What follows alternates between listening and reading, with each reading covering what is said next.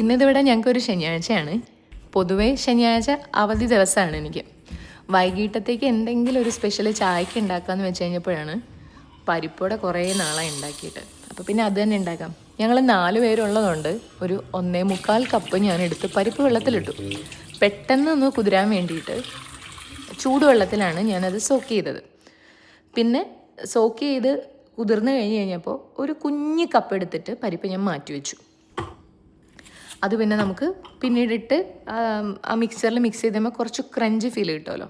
ഒരു മീഡിയം സവാള, 2 പച്ചമുളക്, 2 വറ്റൽമുളക്, ആ കാണുന്ന കഷ്ണം ഇഞ്ചി, ഇതെല്ലാം കൂടെ സെപ്പറേറ്റ് ഒന്ന് അരിഞ്ഞിട്ട് ചോപ്പറിലിട്ട് സവാള ഒന്ന് ചോപ്പ് ചെയ്തെടുത്തു. ഉള്ളിക്ക് ക്ഷാമമായതുകൊണ്ടാട്ടോ, ഉള്ളി വേണ്ടവർക്ക് ഉള്ളി എടുക്കാം. അതിനുശേഷം ഞാൻ പിന്നെ ഈ പരിപ്പൊന്ന് ക്രഷ് ചെയ്തെടുത്തു, വെള്ളം ചേർക്കാതെ. പിന്നെ എല്ലാം കൂടെ മിക്സ് ചെയ്തിട്ട് കുറച്ച് കായവും വേപ്പിലിട്ടായിരുന്നു കേട്ടോ, ഞാൻ വിട്ടുപോയി, ഉപ്പ് ഇട്ട് മിക്സ് ചെയ്തു.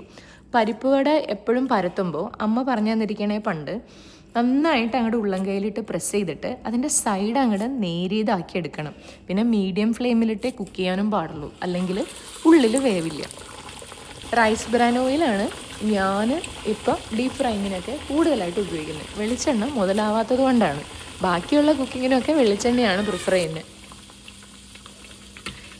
എല്ലാവർക്കും കരുതി ഉണ്ടാക്കിയ പരിപ്പോട കഴിക്കാൻ വൈകിട്ട് ഞാൻ മാത്രമേ ഉണ്ടായുള്ളൂ. കാരണം പുള്ളിക്കാരനും പിള്ളേരും കൂടെ പുറത്തു പോയിട്ട് പിന്നെ അവർ രാത്രി എപ്പോഴാണ് വന്നത്.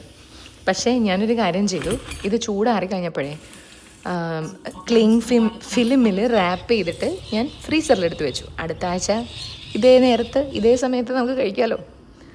വൈകിട്ട് പക്ഷെ നല്ല സുഖമായിരുന്നു കേട്ടോ. ആ സൂര്യനൊക്കെ അങ്ങോട്ട് അസ്തമിച്ച് ചൂടൊക്കെ അങ്ങോട്ട് ആറി, നല്ല കാറ്റും കിളികളുടെ ശബ്ദവും കട്ടൻ ചായയും പരിപ്പ് വടയും. സൂപ്പർ, ഒന്നും പറയാനില്ല. ഒറ്റയ്ക്കാണെങ്കിൽ അതിൻ്റെ വിഷമമൊന്നും ഉണ്ടായില്ല കേട്ടോ.